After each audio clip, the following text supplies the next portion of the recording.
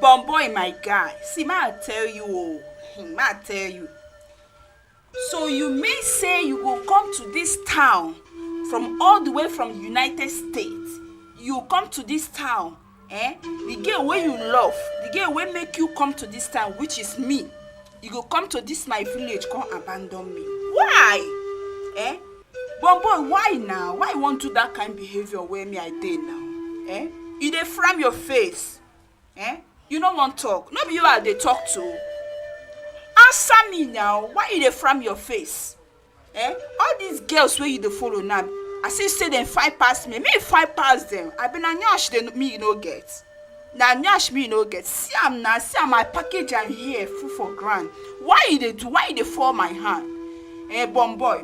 See ma tell you, no dey frown face o. No dey frown face. Dey hear me?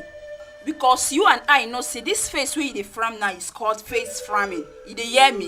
No dey frown face from you. Mercy, or whatever they called you.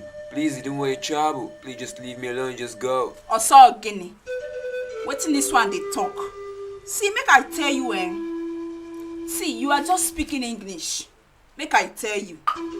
You see that girl, that girl, that girl is nothing but thief. Akwarakula, that is what that girl is. Make I tell you.